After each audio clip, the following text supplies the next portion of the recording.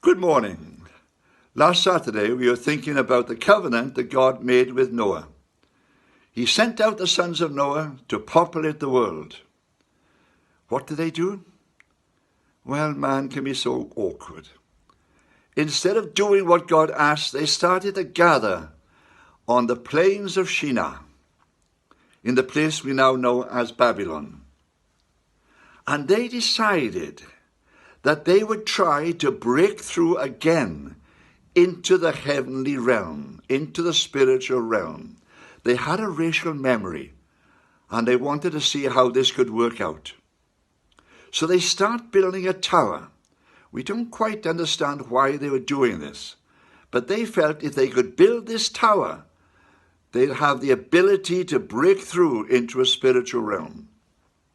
You can almost imagine God's frustration with them. Now, if you think about this tower, we find examples of this right throughout the world. We find it in Egypt with the pyramids. You'll find it in South America with other towers being built in the same way. There is definitely a racial memory here. There is something we don't quite understand. And if you wanted to carry out an examination for yourselves, a study for yourselves, look at the Pyramid of Giza in Egypt. Isaiah mentions it in his writings. It was well known. The Pyramid of Giza. The dimensions are very strange.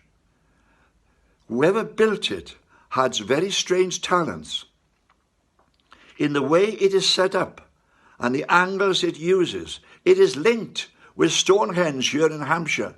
It is linked with other places throughout the world that the people there at that time would have had no understanding of. There is something in these towers which we don't really understand, but God wants us to leave them alone because they deal with things which are beyond our ability to control. But God has to deal with it. The people who built the tower had ability to communicate fully with each other. It probably had a physical ability and probably even a telepathic ability to deal with each other. They understood each other fully. And God says we have to cause confusion here to stop this from happening. And he comes down and confuses their language and probably takes away this telepathic ability as well.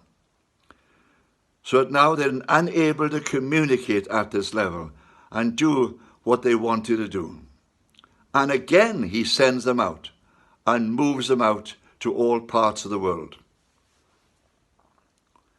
The Bible follows the son of Noah known as Shem and follows him generation after generation after generation until about 2,000 years have passed since the creation of the world. When he comes to Terah, living in the city of Ur of the Chaldees, and he says to Terah, come out of your city with your family and move into the land of Canaan. Now, when we look at the speech of Stephen in the Acts of the Apostles, we find it wasn't just Terah who heard this call, but Abraham heard the call as well.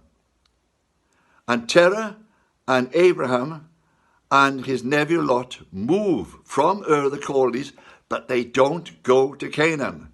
They move up to Haran. In fact, they're moving away from Canaan. For some reason, Terah did not want to give up the civilized life and live in a tent. He moves from Ur of the Chaldees, but he moves up to Haran. But after he dies, Abram again knows the call. And he and his wife and his nephew travel from Haran and move down into Canaan, crossing the great river. He's known as Abram who crossed over. Abram who crossed over. Abram the Hebrew. He crossed over the great Euphrates and moved down into the land of Canaan. There he was going to live in a tent for the rest of his life. And when he arrives there, God again speaks to him. And he says, you've obeyed my call. I'm carrying out a plan. and my plan is gradually going to be fulfilled. It's now 2,000 years since the creation, since Adam and Eve and the Garden of Eden. Now I'm going to make a new covenant. Oh yes, you'll still have the covenant of Adam. You'll still have the covenant of Noah. But now I'm going to make a new covenant with you as a person. And I'm going to bless the world through you. Through your seed, singular. Through your seed, a descendant who will come from you and Sarah. Through your seed, I'm going to bless the whole of the human race. All men will receive a blessing. Of course, we know that that final seed is going to be Jesus. We come to this again tomorrow.